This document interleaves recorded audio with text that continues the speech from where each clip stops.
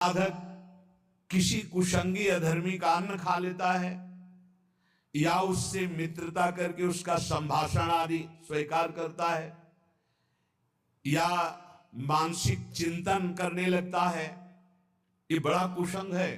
वृत्ति का कुसंग, व्यक्ति का कुसंग, आहार का कुसंग, दृश्य का कुसंग, ये हमें मार्ग से भ्रष्ट कर देता है। बहुत सावधान। अभक्त संगो देहोत्थो वाचिको मानसस तथा त्रिविधोपि परित्याजो भक्ति कामनाय बुधई। जिसे विशुद्ध प्रेम लक्षणा भक्ति की कामना है, ऐसे बुद्धिमान उपासक को चाहिए कि देहोत्थ शरीर से, वाचिको वाणी से, मानसस तथा मन से भी अभक्त का संग न करे, अभक्त की चर्चा भी ना करे। अरे वो अमुक ऐसा, बिल्कुल नहीं। चर्चा होने लगे कान में अंगुली डाल लो। अभक्त की चर्चा सुनने मात्र से सुकृत नष्ट हो जाते हैं, मन मलिन हो जाता है। पर निंदा के सुने थे किए थे, दोनों बराबर हैं। आवत नहीं कछु हाथ, मूर्ख पर्वत पाप को ले चल अपने साथ। उपासक को चाहिए कि अभक्त पुरुष की वाणी से चर्चा भी ना करे। और ये बहुतायत है। जहां चार साधक बैठेंगे तो अपने में गुणाभिमान करके किसी साधक के न्यून आचरणों की चर्चा करने लगेंगे। ये बहुत हानिकारक है। परदोष दर्शन, परदोष वार्ता, ये साधक के साधन को चाट जाती है, उसको पता भी नहीं चलता और वो खाली होकर फिर विषयों का चिंतन करने लगता है। मन से भी उसका चिंतन न करे। अमुक जो है ऐसा ऐसा ऐसा कर रहा है, वो ऐसा, उत्तम साधक ने ऐसा क्यों बोले, नहीं है इसलिए चिंतन करे। तो तुमने क्रिया देखी, अंदर कारण तत्व तो नहीं देखा कि उसमें हमारा आराध्य देव बैठा हुआ है। ये क्रूरापि पापिनो न च सताम संभाष्य दृश्या से सर्वान वस्तुतया निरीक्ष परम स्वाराध्य बुद्धिर्मम। मेरे आराध्य देव वहां बैठे हुए हैं। बाहरी क्रियाएं तो हमको बाहरी क्रियाओं से कोई लेना देना नहीं। हम मन से चिंतन न करें, वाणी से चर्चा न करें और शरीर से संग न करें। खान पान तो कीजिए रसिक मंडली माही, जिनके और उपासना तहां उचित दुर्नाय। फिर वो तो अभक्त है, उसके संग खान पान, हंसी मजाक, बातचीत, बैठना उठना, ऐसा बिल्कुल नहीं। ये व्यक्ति, और आजकल यंत्र है मोबाइल, इसमें भी जैसे संसार में गुण अवगुण युक्त सब कुछ है। जड़ चेतन गुण दोष में विश्व कीन करतार, संत हंस गुण गाय पे परिहरिवार विकार। जैसे हंस को पानी और दूध मिला के रख दो, कहते हैं दूध पी लेता है, पानी छोड़ देता है। ऐसे ही संत जो परम हंस हैं, वो जगत में भागवतिक गुणों को केवल देखते हैं, मायाकृत इन दोषों का त्याग कर देते हैं। ऐसे ही आपके पास, आप किसी से मिलते नहीं पर आपके पास मोबाइल है और आप उसमें से जो भक्ति विरोधी बातें हैं वो देखते हैं, सुनते हैं, उनका मनन करते हैं, तो आपका कुसंग हो रहा है। आप अपनी भक्ति को खो देंगे। बहुत सावधान। कायिका काय संबंधात, शरीर के संबंधी कोई भी हो, अगर वो भगवत विमुख है, भगवत विमुख उपदेश करते हैं, भगवत विमुख चेष्टा करते हैं, हमें बिल्कुल उस संबंध को नहीं मानना है, क्योंकि हमें इस जन्म में श्यामा श्याम की प्राप्ति करनी है। प्रहलाद जी हाथ जोड़कर साष्टांग दंडवत करके खड़े हुए, पिताश्री कहकर सम्मान से बोलते थे। जब हरि की निंदा करने लगे हिरण्यकश्यप, प्रहलाद जी ने दैत्यराज कह के बाद, अब नहीं, जाके प्रिय राम वेदे ही तजिए ताहि कोटि बैरिशम जद्यप परम स्नेही। भरत जी माता कैकेयी को साष्टांग प्रणाम करते। जब आराध्य देव श्री राम को 14 वर्ष का वनवास रूपी वरदान मांगने की बात सुनी तो कहा, पापिनी आज के बाद तेरा कभी मुख नहीं देखेंगे और तुझे कभी मां नहीं कहेंगे। जीवन में भरत जी ने मां नहीं कहा। यहां कह रहे कायिका काय संबंधात, कायिक अभक्त संग, वो चाहे रिश्ते नाते में कितना भी पूज्य हो, यदि वो हमारे भगवान की निंदा करता है, भगवत मार्ग की निंदा करता है, भगवत विमुख है, तो हम आवश्यकता पड़ी तो उसकी सेवा कर देंगे। यदि हम पुत्र हैं, कामुक संबंध है, वो दुख में है, तो हम सेवा कर देंगे, पर हम उसका संग नहीं करेंगे, उसकी आज्ञा नहीं पालन करेंगे, उसकी बात नहीं सुनेंगे। वचसा भाषणात्मक, वाणी से हम ऐसे अपवित्र आचरण करने वालों की चर्चा न करें। अन्नादि नाम मानसस्तु, भोजन दिया हुआ ऐसे अभक्त का कभी ना पाए। जो भगवान की अवहेलना करता है, भले वो हमारा रिश्तेदार है, अगर हमें जाना पड़ा तो हम ये बोल देंगे कि आज हमारे उदर में दर्द है, हम यहाँ प्रसाद नहीं पा पाएंगे, औषधि ले रहे हैं, इसमें कोई मिथ्या नहीं। हम भगवत मार्ग को पुष्ट करने के लिए अभक्त के घर का अन्न भी न खाए। अन्नादि नाम मानसस्तु, अगर अन्न आदि पाओगे तो तुम्हारी मानसिक वृत्ति बिगड़ जाएगी। बिल्कुल ये पूरा अनुभव की बात है।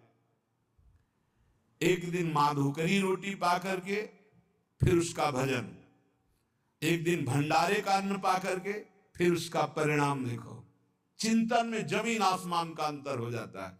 प्रिया प्रीतम के मिलन की चाह, भजन की गाढ़ वृत्ति सब पता नहीं कहां खो जाती है, बस उद्दंडता सुहाती है। अन्न का बहुत बड़ा प्रभाव। भूखे रह जाना अच्छा है, लेकिन बिना परिचय के ऐसा नहीं कि भूख लगी जहां जो मिला हम खा लिए, नहीं, जानबूझ करके खूब समझ करके ये भोग लगाने योग्य श्री जी के है कि नहीं है, भोग लगा है कि नहीं है, ये जिसका हम अन्न ले रहे हैं ये वैष्णव है कि नहीं, भजन करता है कि नहीं, भक्ति रंग से रंगा है कि नहीं, भगवत विरोधी तो नहीं है।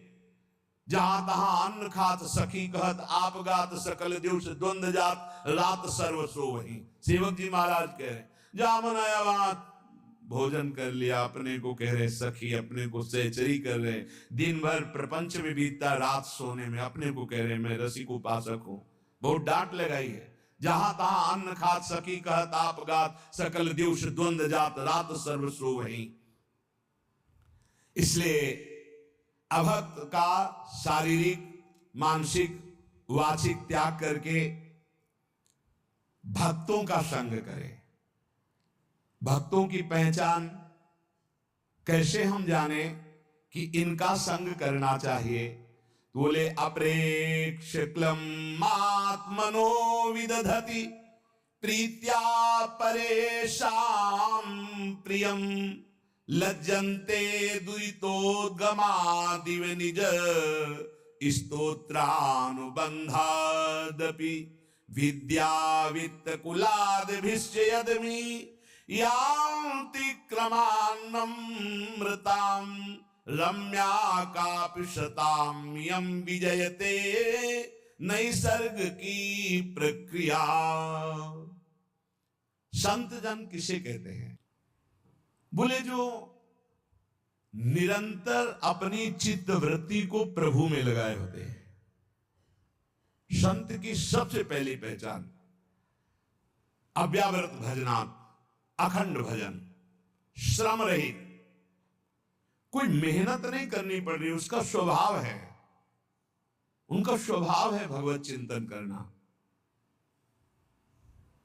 याजुपर्यो में सहज स्वभाव, श्री हरिवंश नाम रस जाओ, ये स्वभाव पड़ गया है, स्वाद मिल गया है नाम का, स्मरण का। संत की सबसे बड़ी पहचान है हर समय वो निरंतर अविरत तैल धारावत अपने इष्ट के चिंतन में।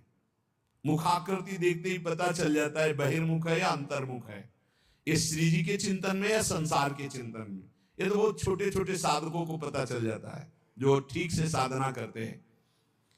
दूसरा, संत की पहचान दूसरे के क्लेश को देखकर तत्काल द्रवित हो जाना और उसकी दुख निवृत्ति के लिए तत्पर हो जाना।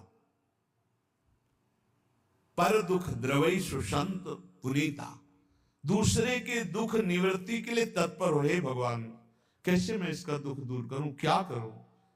अब उसके पास कोई उपाय नहीं तो सीधे भगवान से प्रार्थना, हे नाथ इसके दुख को दूर करो, प्रभु आप कृपा करो, मुझे प्रेरणा करो, मैं कैसे इसके दुख को दूर करूं, कैसे सुखी हो पावे। ये संत सरल चित जगत हित जान स्वभाव सनेव। उनका स्वभाव ही होता है जगत हित, दूसरे का प्रिय कार्य करने में बिल्कुल लज्जा ना आना, चाहे वो शौच धोना पड़े, चाहे वो कुछ भी कार्य हो। लज्जा संकोच छोड़ करके, अपनी परवाह न करके, दूसरे के दुख की निवृत्ति के लिए पूरा प्राण अर्पित करके तत्पर हो जाना, ये संतों का स्वभाव होता है। पहला अखंड स्मृति, दूसरा परहित परोपकार। किसी भी जीव को किसी भी तरह का दुख उसके द्वारा पहुंच ही नहीं सकता। संत का वचन, संत की चेष्टा, संत का संकल्प मंगलकारी होता है। साधु ते होए न कारज हानि। किसी भी तरह का चाहे वो वाचिक ही क्यों ना हो, संत के कभी ऐसे वचन नहीं निकलते कि दूसरे के हृदय में जाके पीड़ा पहुंचा दे। नहीं, संत के हृदय से निकले हुए वचन तो ऐसे होते हैं दूसरे के हृदय में आनंद वर्धन करने वाले। परुख वचन, कठोर वचन, ये संत के वाणी से निकल ही नहीं सकते, क्योंकि वहां निरंतर भगवत स्मृति चल रही। शरीर से ऐसी चेष्टा ही नहीं हो सकती। तो जिसे भगवत मार्ग में चलना है तो इसको आदर्श मानकर स्वीकार करना। पहला अखंड स्मृति, हम हर समय भगवान की स्मरण में, प्रिया प्रीतम के नाम स्मरण में लगे रहें। दूसरा, किसी को भी दुख न पहुंचावे। ये जो अंडा, मांस, मछली ये सब खाते हैं, इनकी बड़ी दुर्गति होने वाली है। ये ना समझें कि हम परम स्वतंत्र हैं, जो चाहे कर ले। नहीं नहीं नहीं, यहां एक सेकंड का भी हिसाब मिलेगा आपको, एक सेकंड का भी। जब से आपकी शुद्धि हुई और जब आप बेशुद्ध होंगे, मरेंगे, उस समय तक का पूरा रजिस्टर आपका है, आपके साथ है। जय श्री हरिवंश नरक गति दुर्भर, यम द्वारे कटियत नख छिके। एक छोटी सी क्रिया का भी हिसाब है। आप मनमानी ना सोचे। मांडव्य ऋषि ने तितली की गुदा में कांटा डाल के छोड़ दिया था, तो उनकी गुदा में सूली डाली गई, सूली, और वो काट दी गई, निकली नहीं। अणिमांडव्य नाम पड़ा। वही धर्मराज जी को जाके साप दिए तो विदुर जी के रूप में धर्मराज जी अवतरित हुए। एक इतने बड़े ब्रह्म ऋषि तपस्वी तितली की गुदा में कांटा डाले, उसको नहीं मिटा पाए, और उनकी गुदा में सूली पड़ी रही, आज भी पड़ी है। और आप उबाल के खा रहे हो, काट करके खा रहे हो, तो आपकी दुर्गति क्या होगी? सावधान हो जाएं। सबसे प्रार्थना है, यदि जीवन अपना मंगल में आनंदमय करना चाहते हो तो मदिरा पान करना, मांस खाना, अंडा खाना, मछली खाना, ये जीव जंतुओं को भून कर उबाल कर खाना बंद कर दो। नहीं, नरक में भुने जाओगे, और यहां भी भुनोगे। वीआईपी कार में आग लगेगी और पूरे के पूरे परिवार सहित भुन जाओगे। जो बहुत स्वाद ले रहे हो ना, ऐसे चीखोगे, कोई खोलने वाला नहीं मिलेगा, क्योंकि वो तार बंद हो जाएंगे जिनसे बटन से खुलता है। तुमने भूंजा है ना, तो तुम्हें काल भूंजेगा उसी कार में। बड़े रौब से चल रहे, कई करोड़ की कार है, उसी में भून जाओगे। हमारी बातें कड़वी लगेंगी, लेकिन समझ लीजिए, शरीर से, मन से, वचन से दूसरों का दुख भरा कार्य, अपकार, अहित कार्य करने वाला कभी चैन से नहीं रह सकता, कभी शांत नहीं रह सकता, सदैव दुखी रहेगा। इसलिए दूसरों के शरीर का मांस खा के कोई बलवान नहीं होता। आप थोड़े दिन ब्रह्मचर्य से रहिए, सदाचार पालन कीजिए, सात्विक भोजन, ऐसा बल आता है, सच्ची मानिए, ऐसा बल आता है, ऐसा उत्साह होता है। ये चर्बी बढ़ाने वाले जानवरों को खाने वाले, इनकी कितनी ताकत होगी, सच्ची मानिए। हम मजाक नहीं कहते कि विनोद में कहते हैं। एक भूसे में बैठ जाएंगे, सात्विक ब्रह्मचारी हो, सात्विक भोजन करता हो, और एक भूसा कस के मार दे तो मुंह बगाड़ देंगे। जो भैंसा और बकरा खाते हैं ना, मुंह बगाड़ देंगे। इनमें ताकत नहीं, ब्रह्मचर्य की ताकत, तपस्या की ताकत, सात्विकता की ताकत, बहुत बड़ी ताकत है। ये सब भूल कर रहे हैं जो सोच रहे हैं हम बलवान बन जाए। बलवान नहीं बनोगे, ऐसी जगह कैंसर होगा कि ना खा पाओगे ना सौंच हो पाओगे।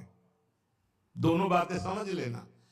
हम भयभीत नहीं कर रहे, कितने ऐसे उदाहरण सामने आते चले जा रहे हैं जो देखने को मिल रहे। हे भाई, दूसरों का मांस खाना, जहां तक हमारी आवाज पहुंच रही हो अब भी बंद कर दो। हरि शरण में हो जाओ। वो कह रहे आम तो आम स्वरूपापेभ्यो मोक्षयिष्यामि मा शुचा, मैं तुम्हें पवित्र कर दूंगा, पक्का पवित्र कर देंगे, क्योंकि जिनके चरण धोवन गंगा जी त्रिभुवन को पावन करने वाली, वो भगवान पक्का पवित्र कर देंगे। पर अब लो नसानी, अब ना नसई हो, अब तक किया अब मत करो, होश में हो जाओ।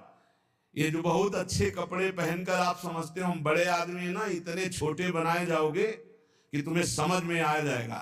अभी अवसर मिला था कि धन के द्वारा असहायों की सेवा करो, दूसरों को सुख पहुंचाओ, नाम कीर्तन करवाओ, नाम कीर्तन करवा करके लोगों को सुख पहुंचाओ। तुम उपद्रव कर रहे हो, मनमानी आचरण कर रहे हो। संत वही है जिसके वचन से, शरीर से, मन से किसी का कभी अमंगल ना हो। और संत वही जब उसकी प्रशंसा होने लगे तो ऐसा लज्जावान हो जाए जैसे किसी का पाप खुल जाए, पाप की बात खुल जाए तो कैसा लज्जित होता है, ऐसा प्रशंसा में लज्जित होना चाहिए।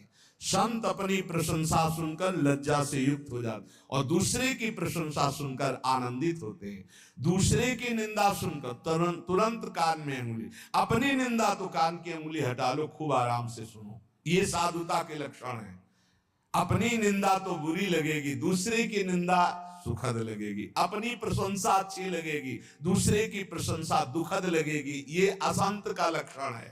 संत का लक्षण अपनी प्रशंसा सुनते ही सकुचा जाना, दूसरे की प्रशंसा सुनते ही आनंदित हो जाना, अपनी निंदा सुनते हुए आनंदित हो जाना, दूसरे की निंदा सुनने पे क्लेशित हो जाना। अरे क्या भगवत चर्चा के सिवा ये क्या प्रपंच की बात सुना रहे। जैसे कोई पाप अपना प्रकट हो जाए तो लज्जा आ जाती है, ऐसे जब चार लोग प्रशंसा करने लगे तो लज्जा आ जानी चाहिए।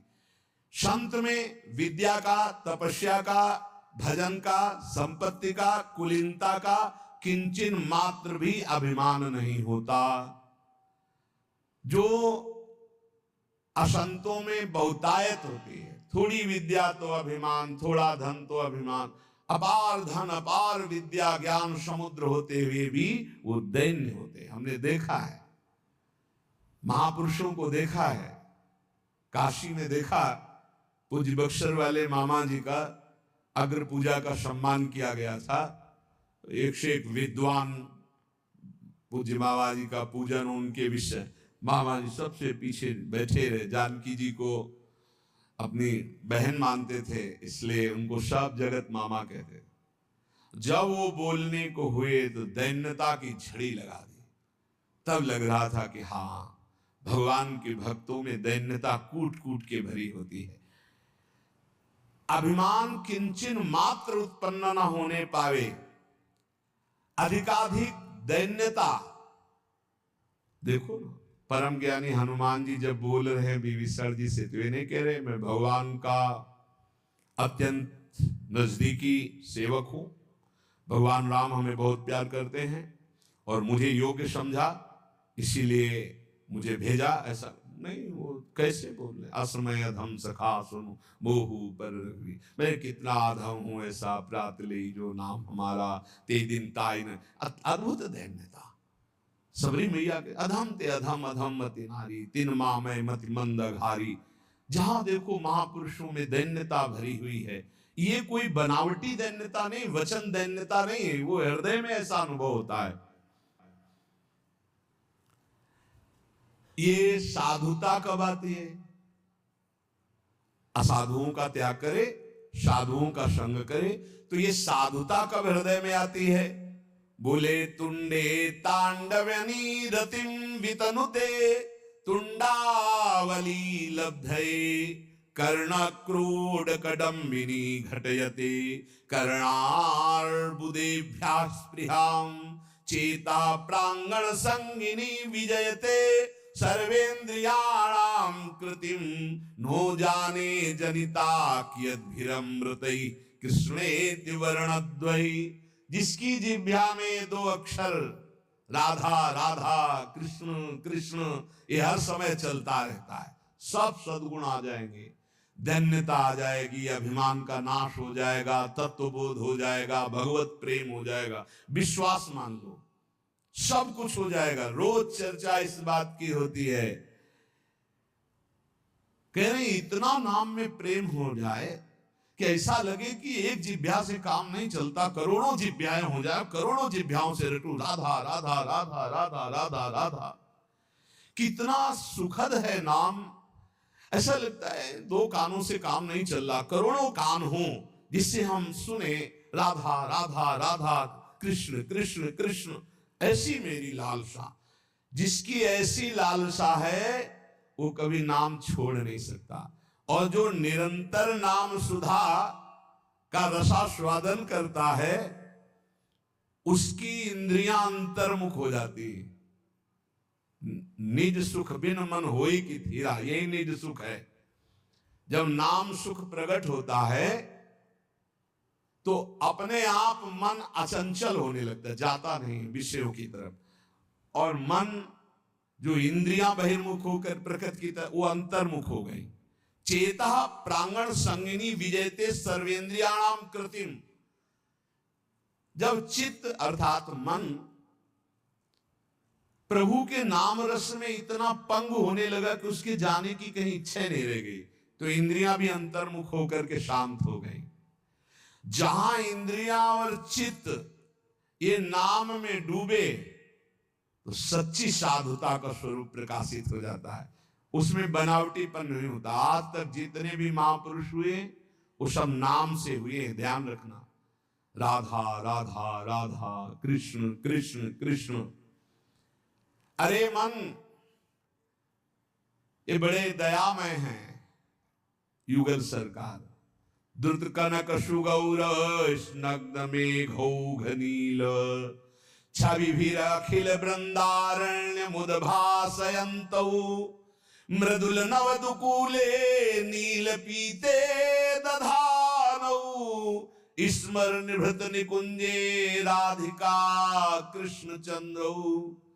राधा राधा कृष्ण कृष्ण ऐसा जपोगे तो क्या होगा? तुम्हारा चित्त रूपी दर्पण साफ होगा। चेतो दर्पण मार्जनम। जहां चित्त साफ हुआ और चित्त में ही चित्त चोर की झांकी आई, एक सघन मेघ श्याम वर्ण, जैसे नवीन जलधर में बिजली विराजमान हो दमकती हुई। आकाश की बिजली तो चमकती और अंतर ध्यान हो जाती है, लेकिन वृंदावन नवनिवृत्त निकुंज में जो बिजली विराजमान है मेघ में, वो स्थायी विराजमान है।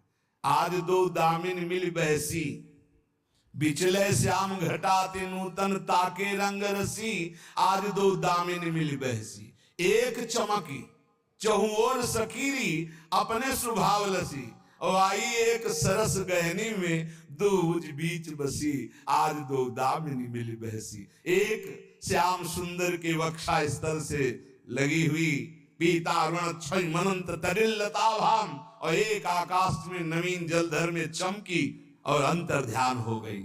बोले ये नवनिवृत्त निकुंज में विराजमान नवीन जलधर की कांति वाले श्री लालजू के हृदय से लगी हुई श्री प्रियाजू, बोले ये संपूर्ण वृंदावन गौर श्याम कांति से उद्भासित हो रहा है। ऐसा वो उपासक देखता है जिसकी हर समय जिह्वा इस नामामृत का पान करती रहती। राधा राधा राधा। नीलांबर पीतांबर धारी नवनिवृत्त निकुंज में विराजमान श्री युगल सरकार की, परसों कह रहे थे लाइव दर्शन होता भाई। यहां हमारे प्रभु ऐसे नहीं कि आए और दर्शन दिए चले गए, ऐसा नहीं होता। ये वृंदावन धाम है, जी नहीं सकते उपासक। रही न सकत पल पलकन अंतर, जैसे जलते मीन। तो क्या करते? सीधे ऐसी सामर्थ्य प्रदान करते हैं, हृदय नेत्र खुलते हैं और प्रतिपल छिन छिन बिहरत संग, छिन छिन निरखत प्रेम भरी, छिन जस कहता भंग। ये जो कृपा हरिवंश की, सदा सदा के लिए वो श्यामा श्याम के संग हो जाता है। हर समय जिह्वा से निरंतर नाम जपते हुए हमारे नेत्रों में श्यामा श्याम क्यों प्रकाशित नहीं होते? क्योंकि कोई न कोई अन्य अभिलाषा भी है। विवेक के द्वारा उसको त्याग दो, नहीं तो हमारे प्रभु पहले वही भोग तुम्हें देंगे जो तुम आशा कर रहे हो।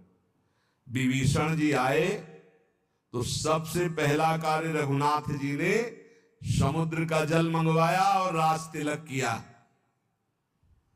और विभीषण जी ने स्वीकार किया, उर्कछ प्रथम वासना रही।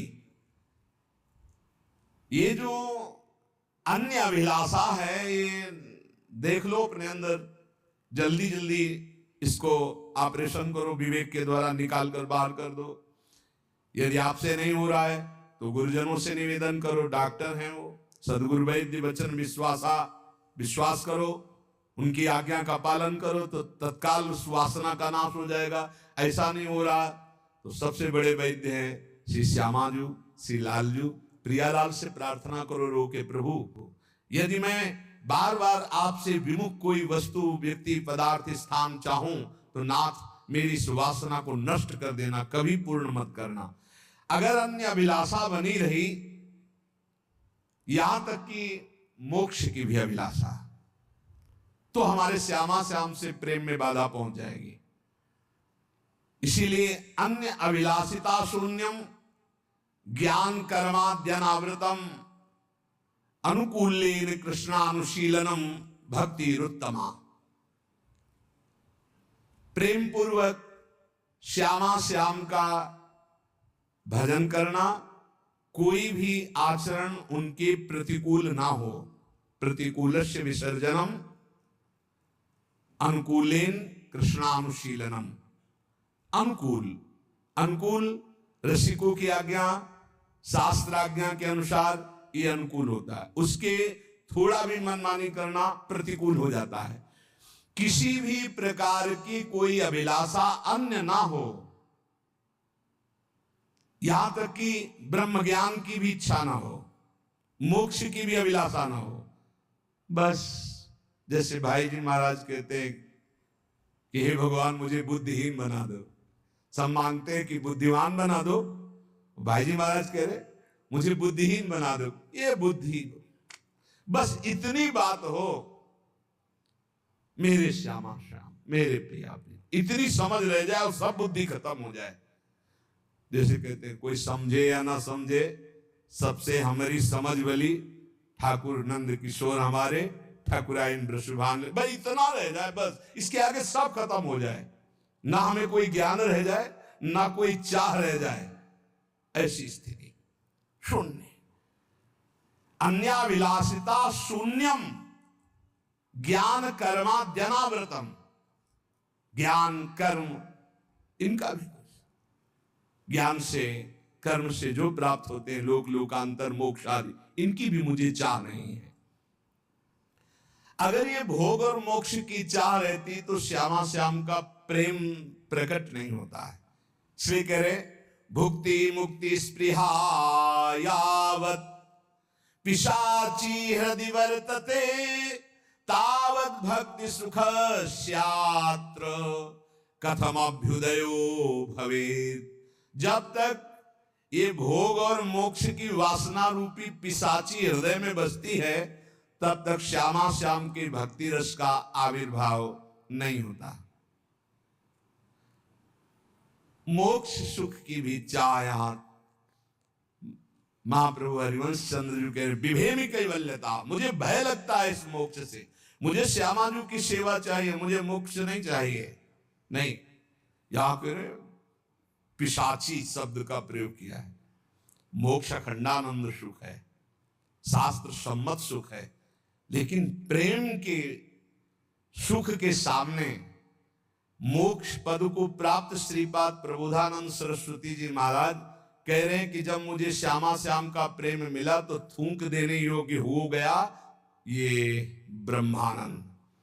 राम जी के रूप को जब देखा जनक जी तो कह रहे नहीं बिलोकत अति अनुरागा बरबस ब्रह्म सुख है मन त्यागा। मतलब ब्रह्म सुख मोक्ष सुख से भी श्रेष्ठ है प्रभु के रूप का रसास्वादन करना, नाम सुख में डूबना, प्रभु के प्रेम में डूबना।